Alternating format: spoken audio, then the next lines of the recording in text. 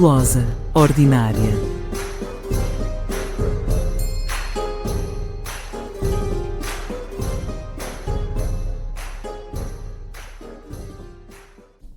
Olá, bom dia, boa tarde, boa noite. Este é mais um episódio do Glosa Ordinária. Tenho comigo aqui os meus 3 colegas, Filipe Alves Moreira. Olá, bom dia, boa tarde, boa noite a todos. A Mariana Leite. Olá, bom dia, boa tarde, boa noite. E o Pedro Monteiro. Olá a todos. Hoje vamos falar de uma questão muito importante para aqueles que estudam literatura medieval, que é a questão da edição de textos. Vamos começar por, primeiro, falar de como é que os textos medievais chegam até nós e vou pedir ao Filipe para falar um pouco sobre esse assunto. Bom, nós temos que pensar num mundo em que, obviamente, a produção dos textos, a forma como os textos eram escritos, era completamente diferente do mundo a que estamos habituados. E quando digo do mundo a que estamos habituados, claro que não é o mundo do digital, é mesmo o mundo do impresso, ou seja, de um determinado conjunto de palavras fixas. Nós temos que ter em conta que os textos eram produzidos de forma manuscrita, portanto, escritos à mão. E isto tinha uma série de implicações e consequências. A primeira era que o número de cópias existentes era relativamente baixa. Mesmo que fossem obras mais procuradas, mais conhecidas, nunca teriam, ou em princípio não teriam, uma divulgação tão massificada como a imprensa viria a possibilitar tempos depois. Portanto, para que as obras circulassem era necessário que houvesse contactos pessoais. Alguém sabia que alguém tinha uma determinada obra, tinha interesse ou podia ter interesse nessa obra e pedia para que essa obra fosse copiada. Este processo de cópia manuscrita, por sua vez, tinha pelo menos 2 grandes consequências. Primeira grande consequência era que os textos podiam ser alterados. Portanto, era muito fácil introduzir matéria nova, frases que não estavam no original, personagens que não estavam no original, alterar, acrescentar, modificar. Os textos eram bastante mais... Ou fazer erros na própria... Sim, isso era a segunda... Pronto, desculpa. A segunda grande consequência é que, mesmo que o objetivo fosse copiar e ser absolutamente fiel ao texto que estava a ser copiado, e com alguns textos isso acontecia, por exemplo, com os textos sagrados, alguns textos jurídicos, etc. Mesmo assim, havia fatalmente erros. Todos nós já tivemos experiência, penso eu, em algum momento, não só na escola primária, mas mesmo depois, de copiarmos textos à mão e vemos que, fatalmente, o que nós escrevemos não é o que está naquilo que estamos a copiar. Porque esquecemos de uma palavra, porque pomos uma letra a mais ou uma letra a menos, porque trocamos ordens de palavra, ou porque às vezes escrevemos o que está na nossa cabeça e não verdadeiramente o que estamos a ver no papel que estamos a copiar. Todos estes fenómenos aconteciam. Isto faz com que, ao contrário do que acontece nos textos impressos, em que, em princípio, claro que não é 100% assim, mas um dia podemos também falar da imprensa dos primórdios, acho que até seria um episódio interessante, como é que era a imprensa nos séculos XV, XVI, XVII, que era um mundo também diferente da imprensa dos séculos XIX, XX, obviamente. Mas, mesmo assim, em termos gerais, enquanto que na imprensa os exemplares, os diferentes volumes que são impressos da mesma obra, têm todos o mesmo texto, pelo menos tendencialmente, no caso dos manuscritos é exatamente o oposto. Cada manuscrito tem um texto próprio. Isto faz com que, com a passagem dos anos e dos séculos, e entretanto também com os manuscritos que vão desaparecendo, etc., nós, quando chegamos ao momento em que estamos, temos perante nós uma quantidade de cópias de uma determinada obra ou de várias obras que são muitas vezes diferentes entre si. Ou temos só uma cópia, mas sabemos que essa cópia é uma de várias que existiram. E, portanto, isso coloca uma série de problemas, que é aquilo que, no fundo, vamos falar aqui, não é? Que é saber de que é que estamos a falar quando falamos de uma obra medieval e como é que podemos fazer chegar essa obra aos leitores. Tendo em conta este panorama geral de que cada cópia manuscrita é uma entidade única e diferente. E depois há também, vou só acrescentar isso, outra questão que tu não abordaste, que é a questão da letra.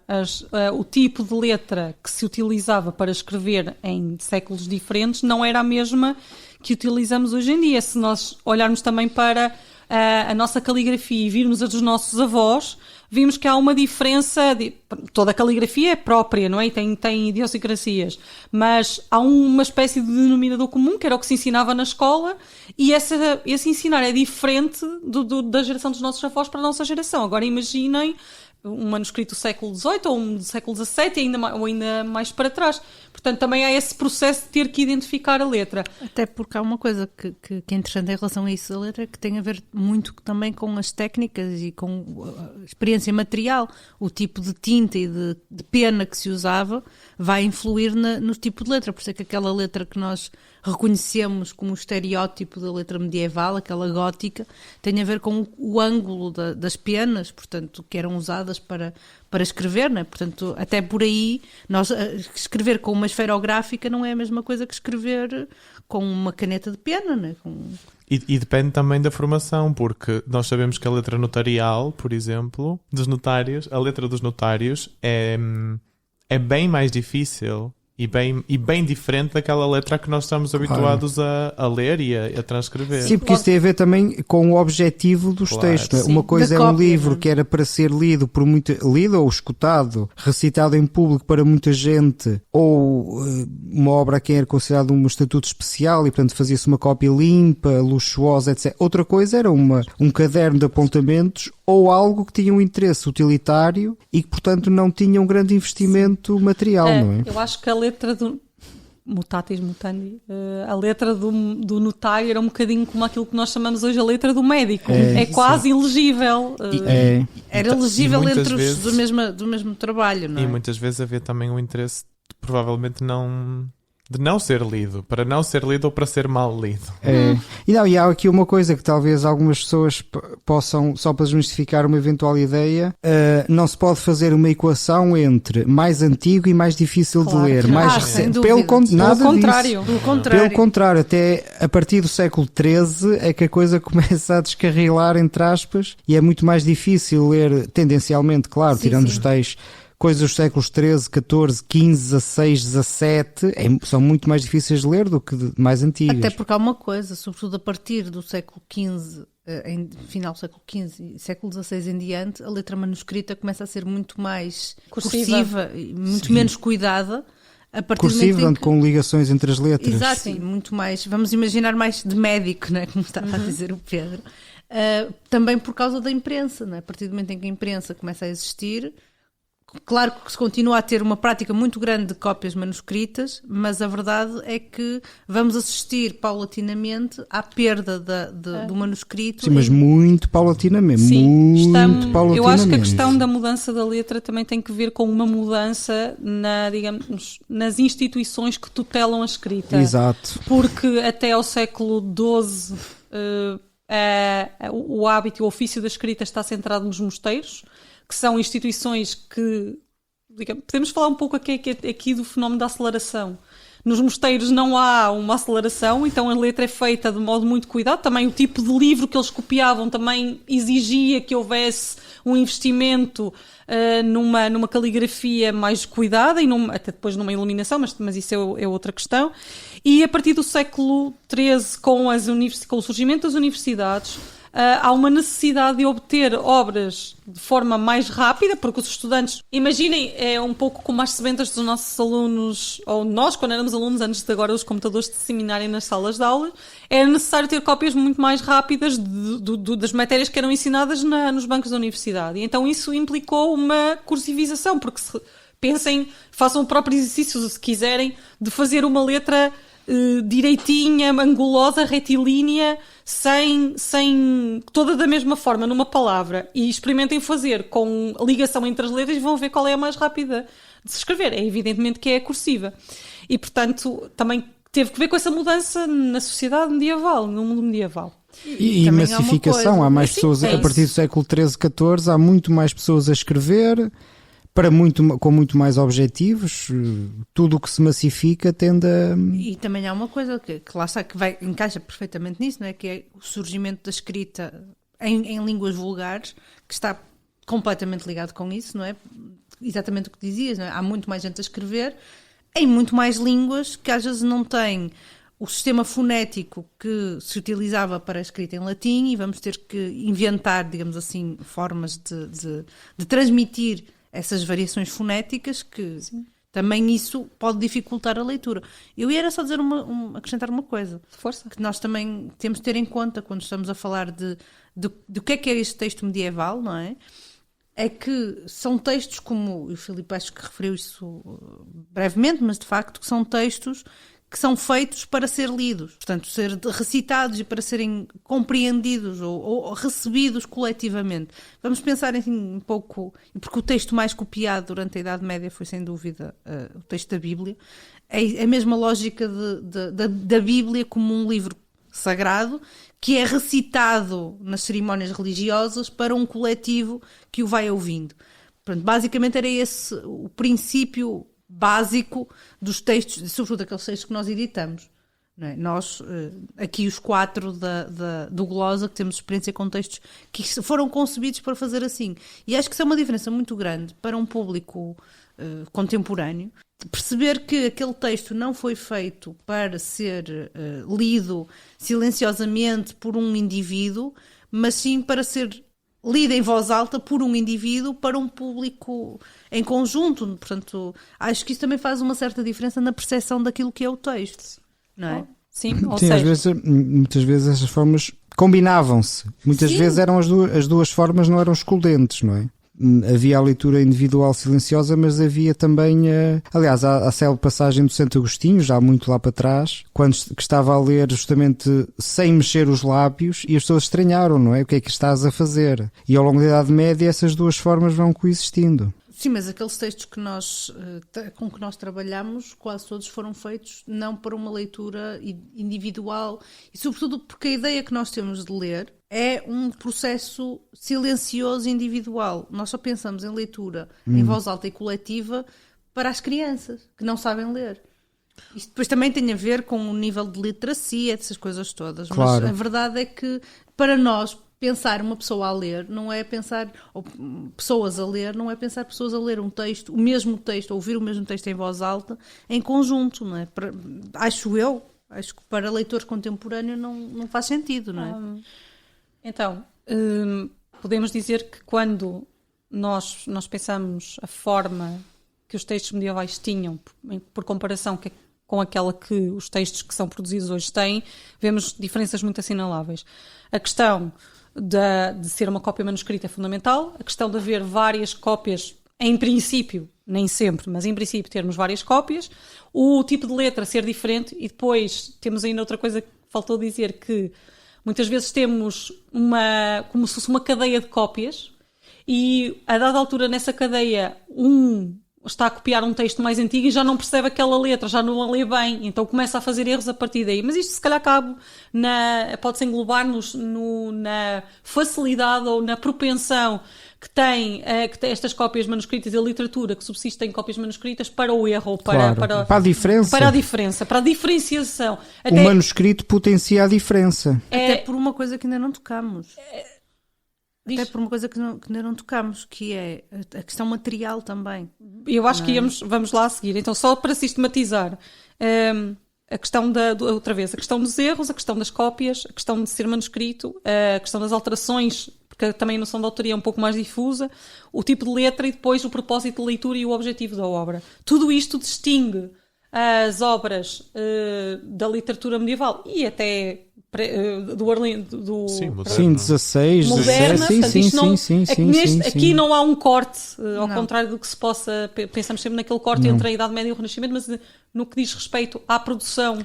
O que há é ali uma fase de coincidência, não é? No 15, 16, sobretudo 17, entre imprensa, os dois mundos coexistem. Coexistem muito. Mas como tu também já disseste, não pensem que na imprensa não havia erros, era muito diferente do que hoje em dia. A imprensa era diferente da que é hoje em dia, é verdade. E agora, eu perguntaria então, também como forma de sistematizar o que já estivemos a dizer, mas para avançarmos um pouco, o que é que realmente estamos a ler quando lemos um texto medieval, hoje em dia? O que é que estamos a ler? O que é o resultado, ou como é que se chega a um texto medieval hoje em dia? Vamos supor que vamos a uma livraria e encontramos lá, sei lá, a Demanda do Santo Grau. e abrimos e começamos a ler um texto. Mas que texto é esse? É um texto medieval? É um texto moderno? Que texto é esse? Isso é um dos grandes problemas que se coloca com o trabalho editorial, precisamente, é estabelecer o texto. E, de facto, a verdade é que estamos a ler uma interpretação sobre um ou vários testemunhos de um texto. Esses testemunhos que podem nem sequer ser coevos da altura em que o texto foi concebido. Não é? E acho que esse é que é o grande problema e é a maior dificuldade que nós temos quando estamos a editar um texto. Sim, agora é claro que isso varia muito de edição para edição. Isso é essa pergunta, é uma pergunta que tem potencialmente N respostas, porque, aliás, o importante será isso, será alertar as pessoas para, perante uma determinada edição, um determinado livro que lhes aparece com o título Demanda do Santo Grau, por exemplo, procurarem perceber exatamente como é que o texto que eles estão ali a ler foi estabelecido, foi pensado. E temos que pensar que normalmente entre os manuscritos medievais e aquele livrinho que está a ser comprado na FNAC, enfim, vamos ser otimistas e achar que na FNAC se vendem essas coisas. Não vende-se. Ainda se vendem algumas, poucas, mas também se fazem poucas, enfim. Entre o manuscrito e essa edição há muita coisa pelo meio. E quem diz muita coisa diz, por um lado, pode querer dizer outros textos, isto é, muitas vezes há edições, por exemplo, feitas no século XX, não a partir de manuscritos medievais, mas a partir de edições do século XIX ou XVIII ou XVII. Edições impressas. Edições impressas. Isso por um lado. E por outro lado, por um lado, entre os manuscritos medievais e a edição que está a ser comprada na FNAC, muitas vezes há estes intermediários, outras edições pelo meio. E por outro lado, e isto acontece sempre, entre os manuscritos medievais e o livro que está a ser comprado na FNAC, há uma série de operações mentais que são feitas pelo editor, que podem ser mais importantes ou menos importantes, mais extensas ou menos extensas, mais fundamentadas ou menos fundamentadas, mas que fazem fatalmente sempre com que o que está nos manuscritos não é nunca a 100% o que está na edição que está a ser comprada na FNAC, o que não é necessariamente mau, mas é um ponto de partida para se perceber do que é que se está a falar. Por exemplo, e pegando nesse caso em específico da demanda, a última edição, creio, e a edição mais conhecida da demanda do Santo Grau está dividida em capítulos que muitos deles não existem no manuscrito, não estão lá, Seja, foram criados pelo editor. Nós, quando falamos de uma edição de uma obra medieval ou moderna, quando vamos ver o livro, temos muitas vezes o autor da obra, por exemplo, no caso da Demanda do Santo Grau não, porque é uma obra anónima, mas e tradução do francês. Sim, pronto. Por aí fora. Tem uma grande corrente de autores, mas temos sempre o editor moderno, aparece sempre a edição de fulano tal, que é a pessoa responsável exatamente por fazer sobre o texto essa série de operações mentais que o Filipe acabou de falar. Portanto, quando forem procurar um livro de literatura, se quiserem, se tiverem interesse, não é? Procurar um livro de literatura medieval ou moderna, podem sempre reparar no editor, porque às vezes pode haver mais do que uma edição da mesma obra, porque... Muitas vezes há. Aliás... Só em Portugal é que... Porque não só... Tirando alguns casos, sim. Por duas razões. Por uma razão é porque os próprios princípios, depois já vamos falar a seguir do que é que são, os princípios que se consideram desejáveis para uma edição mudam ao longo dos séculos. O que seria editar no século XIX não é editar no século XX, nem será no século XXII. Por outro lado, também aparecem manuscritos novos. E esse manuscrito novo pode nos dar outra luz sobre o texto. Portanto, é normal existir edições diferentes. E é normal as pessoas preferirem uma edição a outra por vários tipos de questões. Sim, sendo que por vezes também há outro fenómeno que são feitas reedições de edições antigas e muitas vezes isso nem é indicado.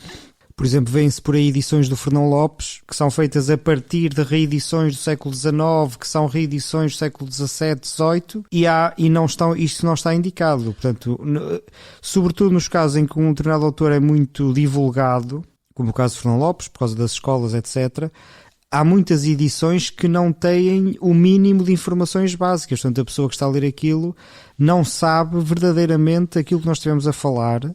É feito a partir de quê? A pessoa não sabe porque a edição não diz, não é? Então, quando estamos a ler um texto medieval, na verdade estamos a ler uma camada de intervenções que cobrem esse remoto texto medieval, desde a altura em que ele foi passado para pergaminho ou papel pela primeira vez, até chegarmos à modernidade e até o vermos na livraria. Portanto, é um longo processo que dura séculos e passa por várias intervenções. Conscientes ou não. É isso, tal e qual. E às vezes a distância é mesmo de séculos, não é? Mesmo às vezes também entre o momento em que a obra é escrita e as cópias mais antigas que se conhecem.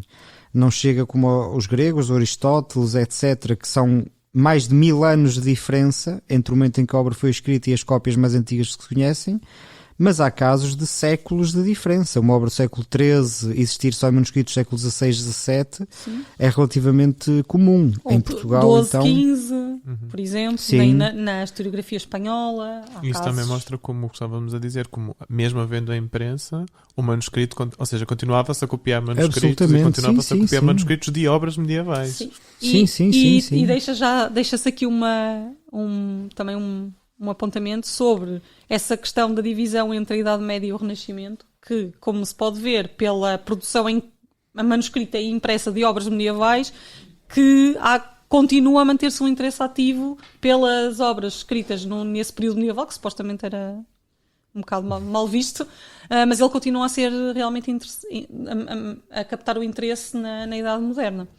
Então, portanto, já viram que um texto medieval é medieval manotropo, mas não exclusivamente medieval, e vamos agora centrar-nos na questão do que é realmente editar. Portanto, já falamos um pouco que há alguém, às vezes uma equipa, às vezes é preciso uma equipa de pessoas, não chega só um editor para o fazer. Portanto, o que é que faz um editor? O que é editar um manuscrito antigo? É engraçado porque para editar um manuscrito acabamos por ter que precisar muitas vezes, ou é mais seguro fazê-lo em equipa, da mesma maneira que produzir um manuscrito também era um trabalho de equipa, não é? Não deixa de ser uma coisa engraçada, porque nós referimos logo no início, não é, como é que se faz, mas a cópia muitas vezes também podia ser feita por recitação e copiar.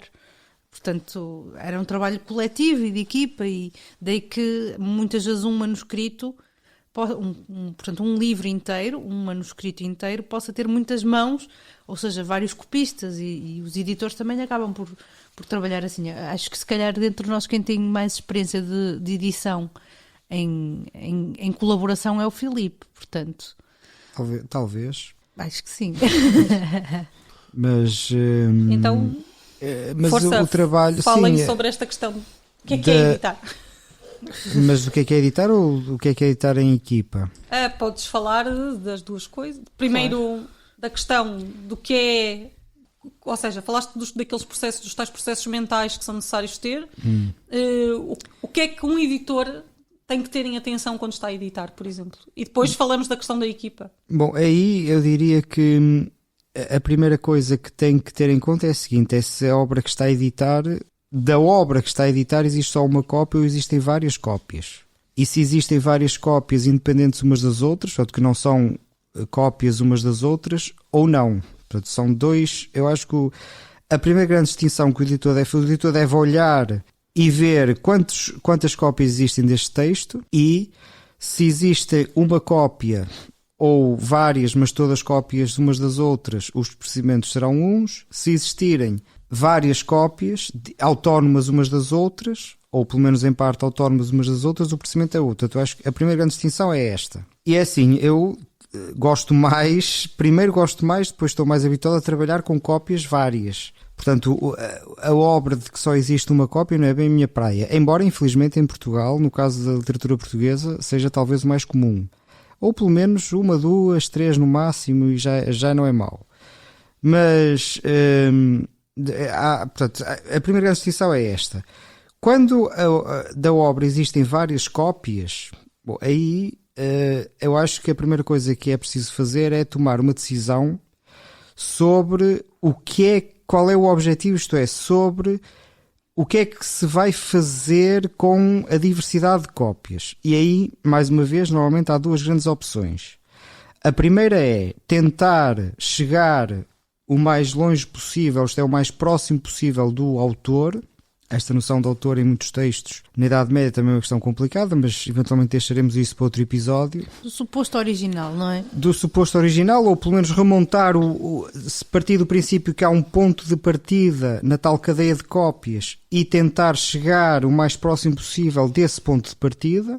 Portanto, partindo do princípio de que as introduções introduzidas posteriormente são espúrias. Ou então, isso é uma atitude possível. A segunda atitude possível neste universo de que há várias cópias é olhar para cada uma dessas cópias como uma entidade em si e eventualmente editar ou cada uma delas ou uma ou duas delas consideradas mais relevantes por isto ou por aquilo, editá-las tal como elas estão, com poucas correções ou alterações.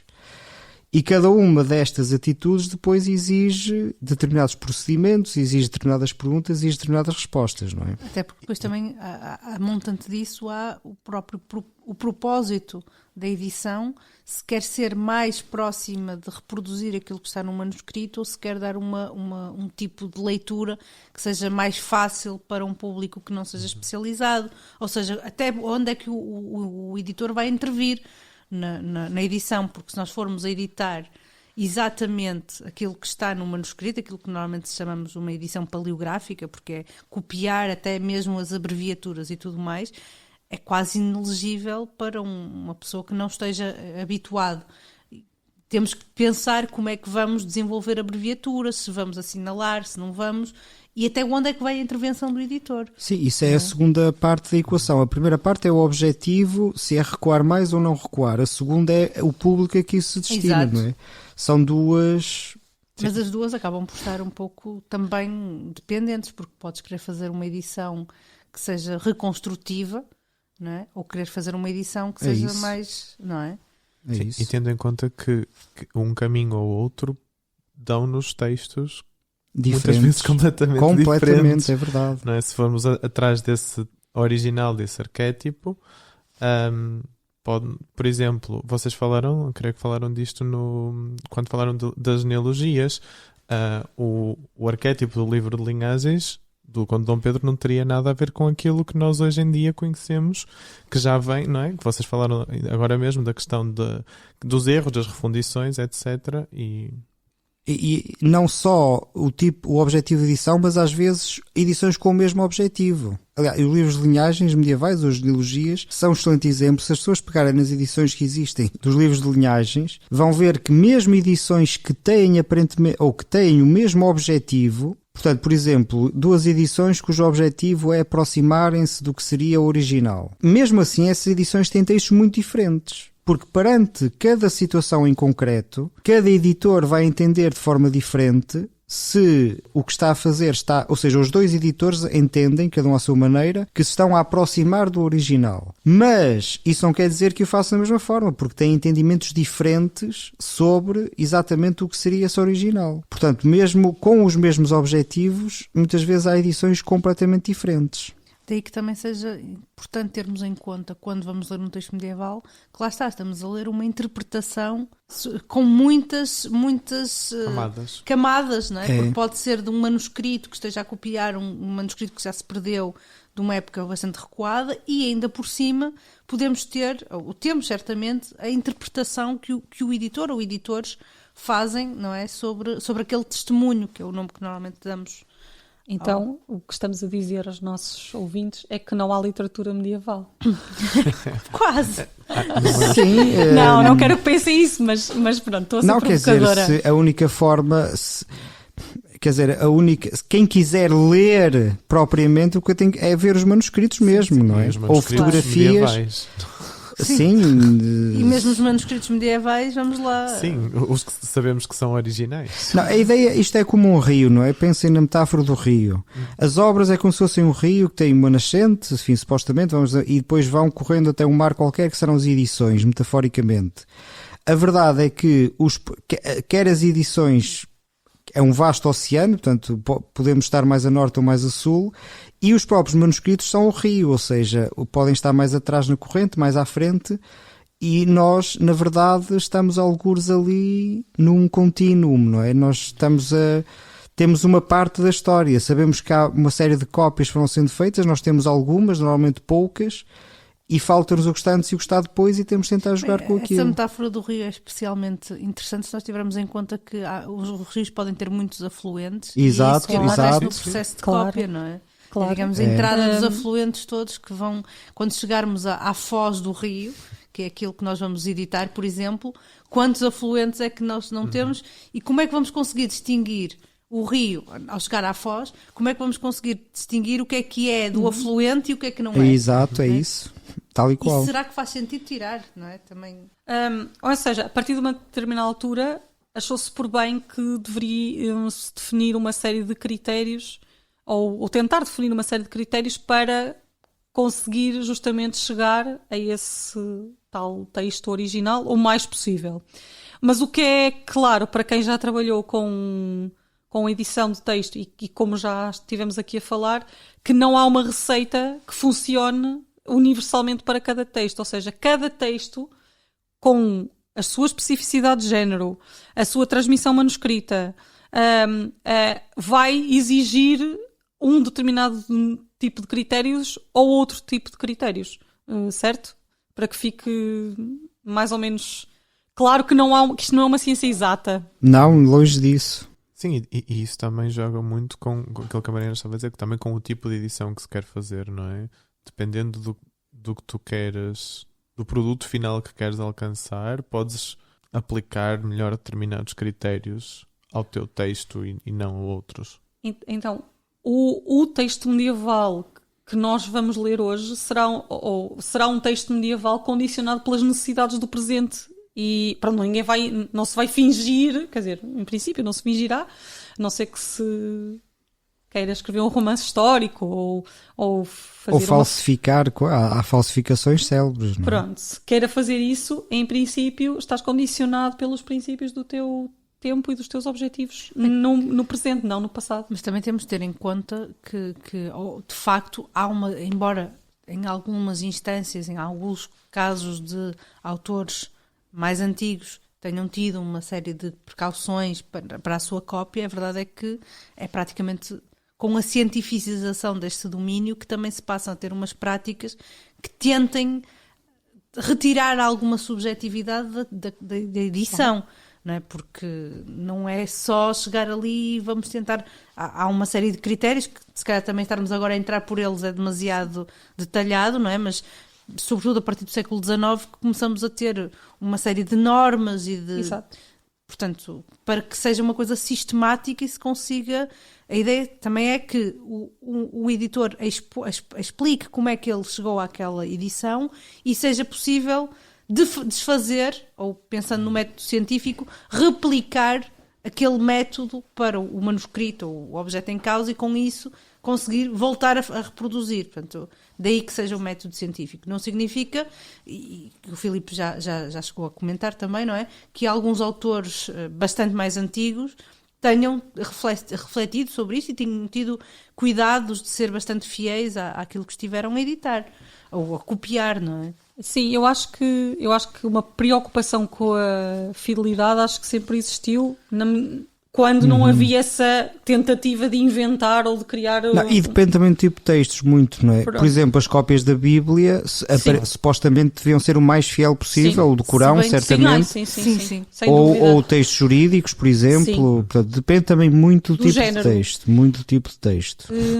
Embora lá está, do tipo e da língua do texto também. Mas, Sim. por exemplo, depois encontras muito isso, por exemplo, no caso da poesia, não é? Que nos chega através de cópias do século XVI. Vê-se que os humanistas que estão por trás daquelas cópias dos cancioneiros medievais portugueses têm um cuidado de tentar ser o mais fiel àquilo que está textualmente escrito. Portanto, essa tentativa de fidelidade muitas vezes é por um interesse, podemos dizer, científico, literário, cultural, de preservar a versão... E os humanistas fizeram muito isso. Pois, é isso. Mas a coisa até recua mais para trás. Há a célebre escola de Alexandria, portanto, atualmente Egito, não é? Mas pertencia ao mundo grego, que tinha também já esta preocupação, por exemplo, de tentar confrontar várias cópias de textos do Homero, por exemplo. E tentar perceber porque é que as cópias diferiam e tentar... No fundo, a preocupação já era esta de tentar remontar ao original. A diferença estava nos procedimentos utilizados e nos objetivos, não é? Sim, e o que chega com o século XIX é que crias um vocabulário conceptual que se universaliza, de grosso modo, e que permite a quem lê uma edição e que está na posse desse vocabulário criticar e perceber se a edição é bem feita ou mal feita. Digamos que é uma forma E além publicar, disso também é tirar a subjetividade, Sim, não é? Há uma até- famosa frase de um dos principais estudiosos dessas coisas no século XIX, que tem uma célebre frase, editar sem interpretar. É que o objetivo era mesmo esse, ou tentou ser esse, de critérios de tal forma objetivos que, olha, como diz, parafraseando o professor Cavaco Silva, não é? Que dizia que duas pessoas igualmente bem informadas e honestas chegariam necessariamente à mesma conclusão. Era um pouco essa ideia, não é? Portanto, métodos que garantissem de qualquer pessoa bem intencionada e informada que editasse aquele texto chegaria aos mesmos resultados. É tão difícil essas duas coisas coincidirem numa pessoa. Pois é, mas a intenção era esta, não é? Sim, de intenções está E então, agora- Atenção barra utopia. Se calhar os nossos ouvintes estão agora a perguntar-se: e no caso de termos obras incompletas? É a maioria. Pois, o que é que se faz? É assim, eu acho que hoje em dia já ninguém tenta reconstruir o que lá não está. Mas nem sempre foi assim, Mas pois há não? casos E Nem há sempre casos foi e assim. casos. Eu posso dar Podem-nos contar casos Porque eu conhecidos. tenho a experiência de editar, de trabalhar com textos muito fragmentários, muito destruídos, portanto, em que claramente o manuscrito está cortado a meio, que está completamente rasgado, pergaminhos que estão todos carcomidos, essas coisas todas.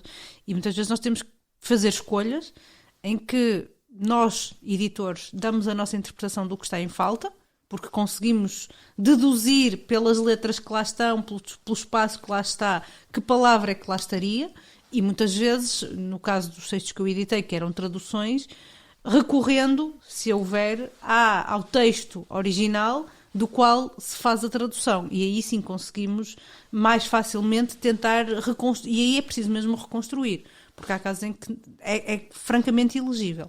Não dá mesmo para ler. Claro que estamos a falar de porções relativamente pequenas. É diferente. Daí a fazer uma reconstrução de mais do que meia dúzia de frases ou uma parte assim do género, acho que é demasiado arriscado.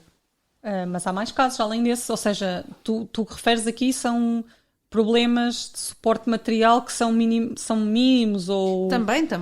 Estou a falar... falta uma frase ou faltam palavras em que ainda há resquícios de se pode ler poucas letras dessas Sim, palavras. eu digo isto, atenção, por exemplo, eu sou muitíssimo conservadora, deve ser a única coisa em que eu sou conservadora nas edições, e de facto, por exemplo, havendo um texto a que corresponda, no caso, por exemplo, em castelhano, eu vou pôr o texto em castelhano, não me vou aventurar a traduzir aquilo, nem sequer, muito menos, tentar traduzir para um português medieval. Quer dizer, nunca me atreveria a fazer isso. Mas há casos em que se tentou forjar uma espécie de português medieval ou de galego-português, certo? Sim, quer dizer, vamos ver, mais uma vez, houve épocas em que se pensou de forma diferente. Claro.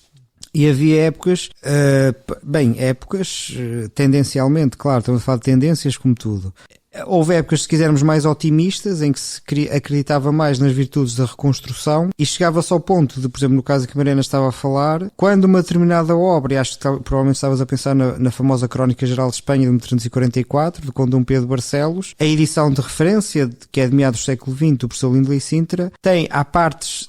O texto é em português, mas há várias partes em que só existe em castelhano. Ou existe, pelo menos, capítulos ou porções extensas só em castelhano. E o que o professor Sintra fez foi retraduzir de castelhano para português medieval essas partes. Embora assinalando em itálico, etc. Quer dizer, desse ponto de vista está lá tudo indicado. Mas isso é típico de uma época em que havia uma grande confiança no processo de reconstrução. Hoje em dia isso já não se faria. Mas, por exemplo... Significa que não se venha a voltar a fazer com a inteligência artificial. Quem eu sabe? acho muito arriscado. Para o romance arturiano há também a célebre edição da Fanny Bogdanov, que é uma edição e ela construiu um texto que não existe a partir de vários de textos de várias línguas. Ela ela construiu um texto que ela pensa que terá existido, e a partir daí criou a sua edição, a sua Lá está, interpretação. acho que é um atrevimento ao qual nós, talvez pós-modernos, se calhar não eu acho que nenhum de nós fez algo do género numa edição que tenha trabalhado, né? E acho que nem sequer fará sentido para nós. Não. Isso em concreto acho que já não se faz. Mas lá está, Agora, isto isso é um também não significa que se tenha chegado definitivamente à conclusão de que ao editor apenas cabe transcrever o que está nos manuscritos, não é isso? Porque também há uma distinção que é importante fazer, enfim, não vale a pena ser muito técnico, mas uma coisa é transcrever, outra coisa é editar. Porque quando estamos a falar de edição, estamos a falar de facto de um processo em que o editor deixa a sua marca e o que é lido não é o que está nos manuscritos. E por isso é que no início de cada livro tem os critérios do editor a dizer... isto, as vogais, não sei. Exato, porque agora eu acho, portanto, a chave Mas hoje em são dia critérios que tu também tens na transcrição. Eu, por exemplo, estou muito mais confortável com transcrição. Acho que... Mas aí também depende de quem é que vai, para quem é que tu estás a Sim. fazer essa Sim, transcrição. e depende se não só é? tens um manuscrito ou se tem Mas vários. Exato. por isso é que eu prefiro trabalhar com manuscritos únicos. Ao Não, eu contrário não, do Filipe. eu não. Eu acho- Filipe, dás-me aquilo que são testemunhos Eu não. únicos e tu fazes aqueles que Olha. são muita confusão. Mas Não, assim, porque cada assim, um. eu acho que, mais uma vez, como em tudo, há lugar para tudo, e acho que deve haver lugar para tudo. Porque a transcrição, quer dizer, há muita coisa que nós... No fundo, a transcrição pode ser, por um lado, é mais fiel, tudo bem, por outro lado, é mais pobre, no sentido que há menos trabalho conceptual por ali, não é? E há várias passagens que nós percebemos ou que são erros claramente, ou que precisariam ali de um comentário qualquer, e se simplesmente transcrevermos, perde-se isso, não é? Eu acho que continuo a achar que as duas atitudes fazem sentido.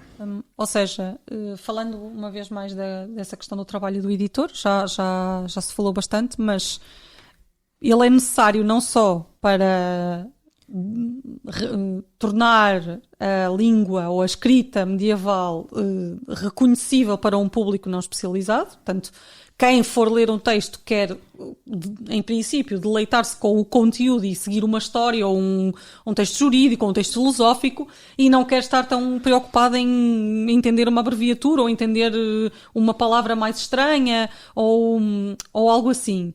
Mas também há a questão do erro de que se falou, e o trabalho do editor é essencial aqui, porque é importante perceber, primeiro, se há erro ou não, porque nem sempre é claro. Aquilo que para nós hoje é um erro poderia não ser um erro um erro de ortografia, por exemplo. Poderia não ser um erro num manuscrito medieval. E depois também há erros de palavras, portanto, palavras que não deviam ser usadas num determinado contexto, ou porque o copista ouviu mal, ou porque leu uma forma errada, ou resolveu substituir por uma razão que era useiro e vezeiro e lhe interessava ter isso. Então, cabe ao editor confrontar-se com cada um destes casos e tomar decisões. Mas essas decisões são naturalmente sempre registadas, certo? Sim, espera-se que sim. Hoje em dia espera-se que essas decisões estejam... A chave é isso. Mas mesmo assim, curiosamente, hoje em dia também há polémicas sobre isto, e há visões diferentes sobre o grau de detalhe, porque há pessoas que acham, por exemplo, que quando se editam vários manuscritos não vale a pena registar todas as variantes. E é claro, também há questões pragmáticas. Se estás a editar um texto de que existem 100 cópias, se vais pôr portanto, o que está em cada uma das 100 cópias, primeiro nunca mais acabas o trabalho, não é? Segundo, se for impresso, é um livro com 1000 páginas. Terceiro, é difícil de ler. E mesmo o digital aí não... Porque há limites para a inteligibilidade. Eu por acaso ia pegar precisamente naquilo que estavam a dizer de quando há muitos testemunhos, não é? Testemunhos sendo exemplares, cópias de uma mesma obra, do potencial que há na edição digital. E é precisamente pegar nisso, e tu já tocaste um bocado no assunto. Também daí que seja importante, no processo editorial, estabelecer qual é que é qual é que é a família de manuscrito. Às vezes não tem que ser, porque dentro de um corpus muito grande de testemunhos podemos encontrar uma família, não é? Porque, tendo em conta as relações que os manuscritos têm entre si, e tentar definir qual é aquela que faz mais sentido e dentro daquela estabelecer quais é que são os manuscritos prioritários, por assim dizer, para a nossa edição. Mas de facto há um potencial que se abre com as edições digitais, e acho que era com isso que nós íamos concluir, não é? As edições digitais podem ajudar-nos a fazer alguns passos que estejam, ou melhor, desculpa. As edições digitais podem-nos permitir, por um lado, ser muito fiéis ao manuscrito e, por outro, avançar um pouco mais além na parte da interpretação do editor. E tem a vantagem de nos permitir dar uma certa segurança, porque nós podemos apresentar ao leitor tanto a versão mais fiel possível, que será uma reprodução do manuscrito, como todas as interpretações possíveis daquele manuscrito, para torná-lo acessível e legível a um público. Para terminar a pergunta que tínhamos aqui preparada, e é justamente nessa direção, dos vários tipos de edição de que tivemos a falar, assim muito por alto, temos hoje em dia a edição digital, mas esse paradigma foi um paradigma que emergiu talvez a partir de mais ou menos 2010, não sei se estou enganada, a questão da edição digital. Antes já... A edição eletrónica, que não é bem a mesma coisa que digital. Exato. Mas agora coloca-se a questão da inteligência artificial, que está a ter um impacto em todas as áreas do saber e também na questão da edição. Que futuro se atrevem a fazer prognósticos relativamente ao futuro da edição, com a combinação entre o saber mais tradicional que tivemos aqui a passar em revista e o advento da inteligência artificial? Que futuro para a edição? Eu posso começar. Eu trabalhei e continuo a trabalhar com um programa de leitura automatizada. Eu nunca trabalhei com manuscritos, trabalho com impressos, mas a ideia é mais ou menos a mesma. E eu prevejo, por exemplo, que o trabalho de edição fique se torne mais rápido, graças a estes programas de leitura automatizada. Porque no caso dos manuscritos, dos impressos, o que nós fizemos foi criar um modelo para a leitura da letra gótica impressa do século XVI, para o espanhol, impresso em letra gótica do século XVI. E o modelo criou-se com um trabalho de equipa.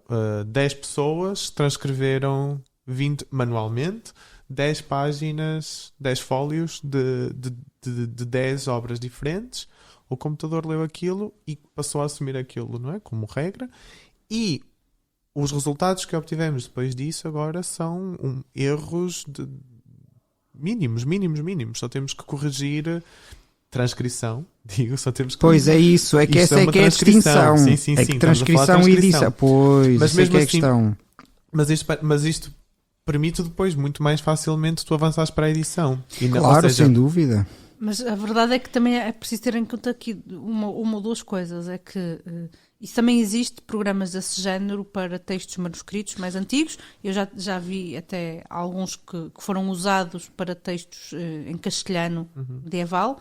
Claro que tens que alimentar o programa, digamos assim, para ele poder reconhecer. É um bocado como a inteligência artificial. Quanto mais lhes deres, mais ele... Sim. Mas também há uma coisa que, de facto...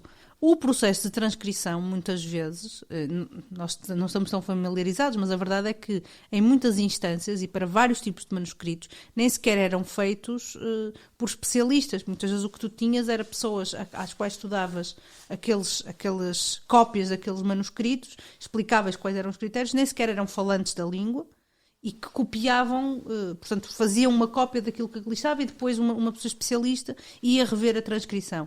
Aquilo que a inteligência artificial está a fazer é, no fundo, saltar esse passo de ter ali uma pessoa intermediária a fazer isso.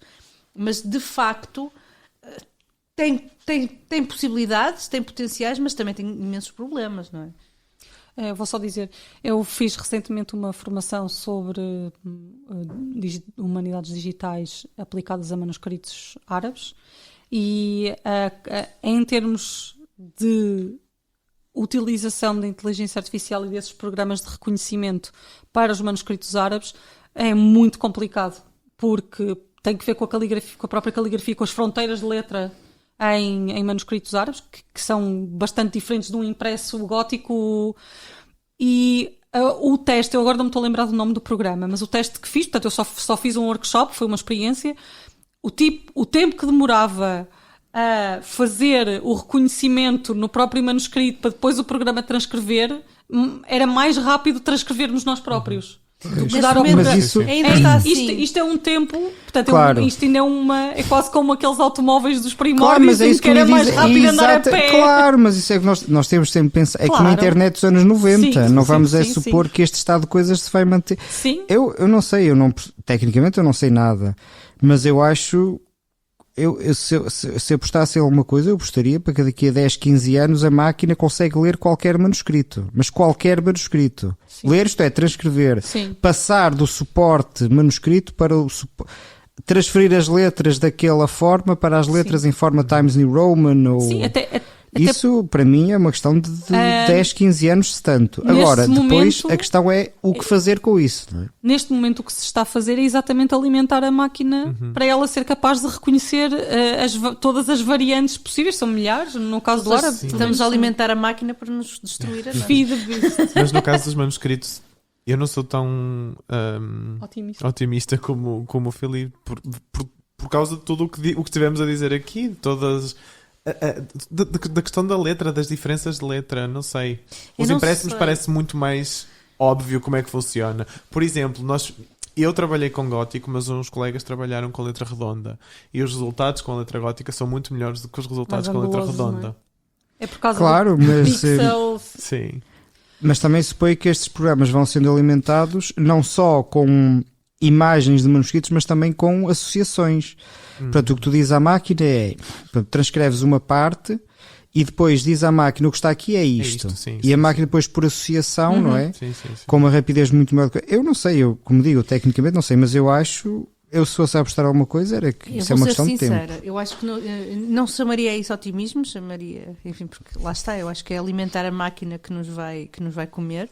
Eu concordo com o Filipe, de certo modo, porque sim, digo isto por causa da questão da inteligência artificial, também há coisa de uns 5 anos, nem se sonhava que a inteligência artificial ia ter as dimensões Sim. e a projeção que já tem neste momento. Portanto, em meia dúzia de anos, o salto que deu. E também podemos pensar, aí sim, nos potenciais que poderão vir a ser usados pelo uso de inteligência artificial para dar o outro passo das edições que não seja apenas transcrição. Né? Porque até, quer dizer, nós estávamos aqui a falar, nós não nos atrevemos a fazer uma tradução de um texto ou uma grande conjetura de um texto em português medieval.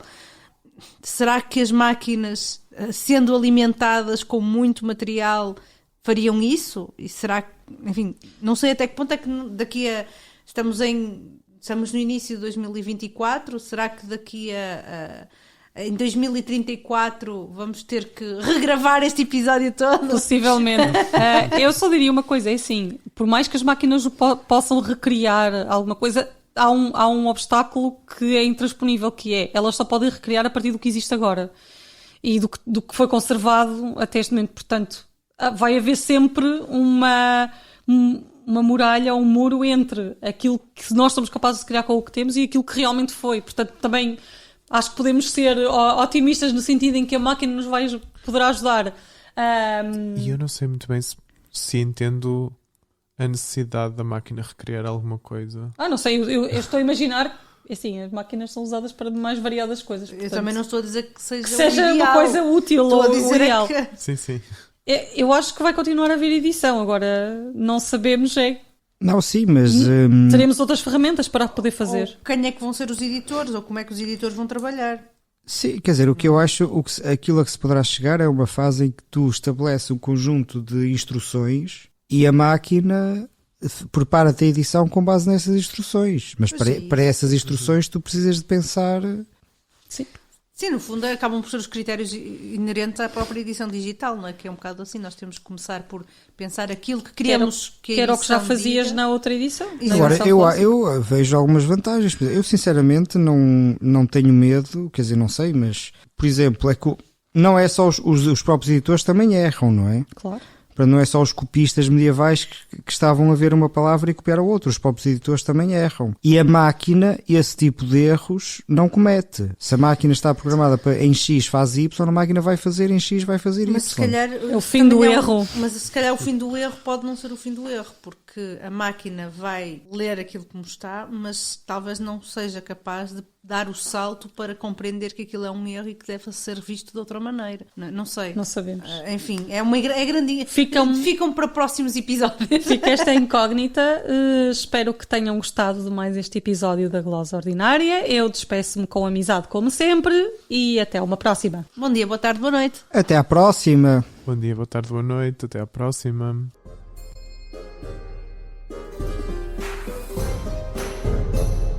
Glosa Ordinária.